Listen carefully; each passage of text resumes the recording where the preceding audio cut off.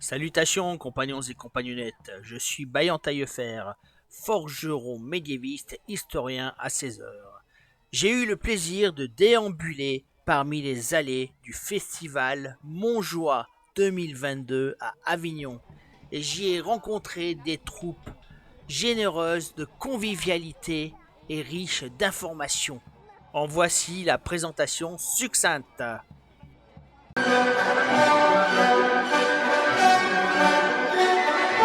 Tout à fait, nous tous sommes dans la paix, l'amour de l'autre et l'égorgement.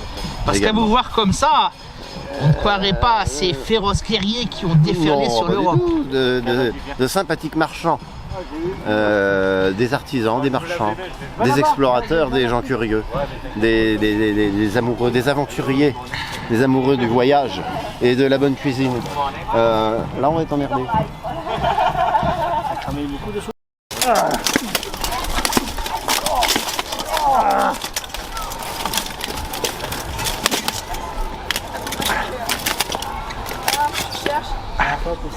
Ça va tes genoux gros? Ouais, ça va.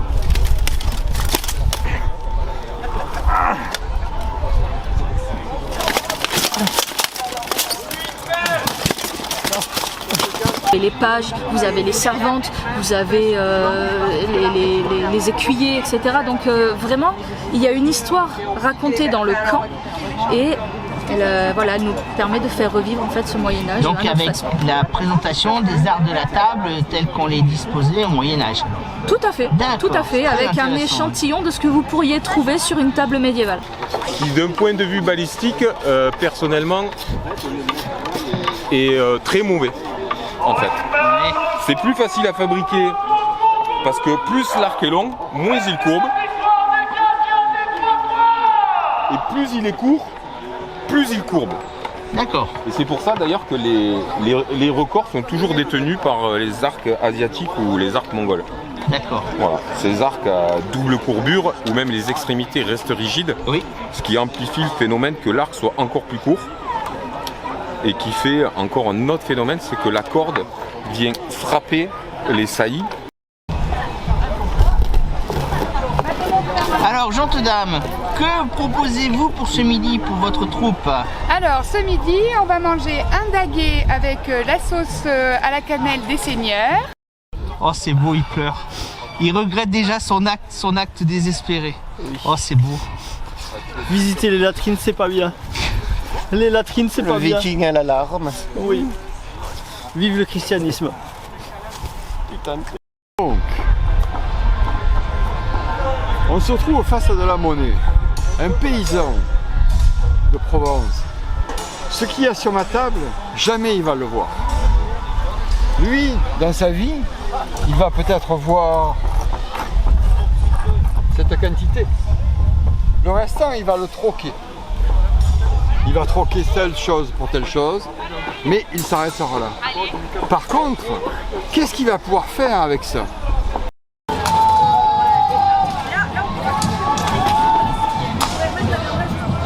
Bonjour monseigneur, pourriez-vous répondre à quelques questions s'il vous plaît? Pourriez-vous vous présenter et présenter votre troupe? Je suis Élie de l'Escalier, chef mercenaire des Compagnons d'Outre-Terre. Nous vivons en pleine guerre de 100 ans. Et nous allons là où l'or est le plus présent. D'accord. Et plutôt pour quel camp, français ou anglais? Ça dépend. Qui a les plus gros coffres? D'accord. Nous, ce qui nous intéresse, c'est la bataille. Après, les coffres sont toujours intéressants. Bonjour, pourrais-tu te présenter et expliquer qui tu es et que fais-tu? Bonjour, je m'appelle Cara. Je suis Amazone dans la compagnie des dernières Amazones. Je suis une guerrière et je pratique le feu, les agrès et la danse. D'accord. Et alors avec quel type d'armement tu te bats? La lance ou le glaive. D'accord. Tu peux montrer? Tu peux sortir si tu as des armes sur toi? Ok, d'accord. Donc alors, tu représentes une association, alors c'est bien ça? Voilà, justement. Avec ma compagne, on a une association, puisque ma compagne fait du tissage, et moi tout le côté bourrelier, qui s'appelle Imbolc. Imbolc. Justement, vous avez les cartes de visite juste ici. D'accord. Et où on propose justement des stands de démonstration entre le cuir et le tissage filage.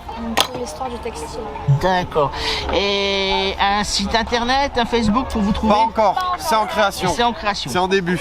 Voilà, D'accord, on vient bon. de commencer cette année, donc c'est en début, c'est en très bien. création. Eh ben, on fera suivre. Merci On beaucoup. fera suivre, c'est super, merci à toi.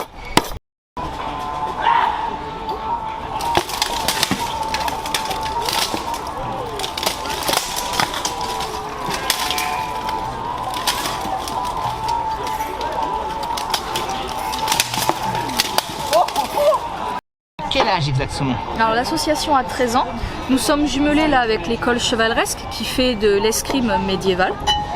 Donc qui eux aussi se basent sur des dessins, des enluminures et tout ce qui est encore une fois référence historique. C'est vraiment c'est notre fer de lance, hein, la référence historique. Et donc nous jumelons chaque année parce que c'est des associations qui s'entendent très très bien et on participe ensemble. Donc cette année par exemple il n'y a pas le... Alors, donc, La lame jusqu'au pommeau est réplique. oui, Et la garde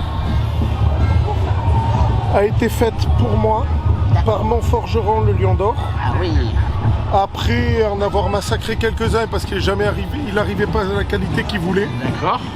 À l'heure actuelle, il n'a jamais faibli. Alors, les Vikings sont-ils pacifiques? Ça dépend les jours. Que fais-tu là par exemple? Je réaiguise la lame du jeune homme parce qu'elle ne coupe plus du tout. Donc une activité purement pacifique. Pour l'instant, oui. Jusqu'au moment où ça a pété.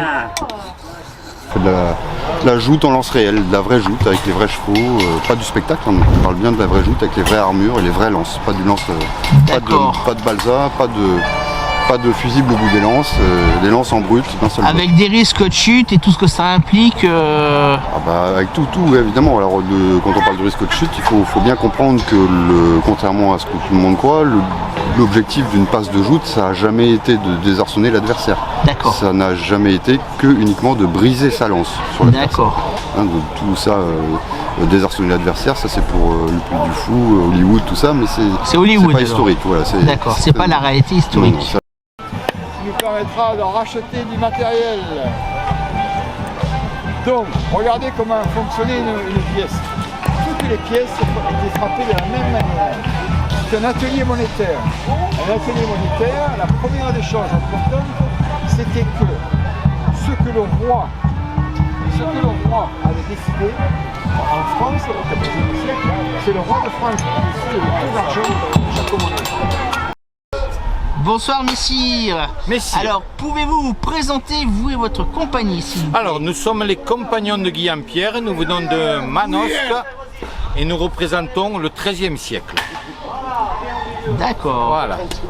Donc, autour de nous, nous avons un camp médiéval avec tente médiévale, table médiévale, beau présentoir de bougies médiévales. Tout à fait, Et exactement. nous avons une équipe. Hop, ça, tu l'as dans la boîte? En direct, ouais. En direct live. Incident de camp en direct. Nous avons les aléas du direct Voilà. qui font partie des belles choses de la médiévale. Et qui rendent les choses plus vivantes. On y est. Super. Soit avec ça au fuseau, donc c'est un principe de tout. Donc ça c'est très archaïque, ça date au moins de l'âge de bronze si je dis pas de bêtises. Et ensuite donc on va voir les modèles un peu plus récents, mécanisés, donc avec le rouet. Le rouet on va le trouver à partir du 17e, quelque chose comme ça. Donc ça va être les modèles de rouet à bras. On va le lancer avec le bras. Ensuite on va avoir un siècle plus tard donc les rouets comme ça mécanisés avec la pédale pour pouvoir justement en faire un peu plus et de meilleure qualité. Une fois qu'on a du fil, on peut faire tout et n'importe quoi.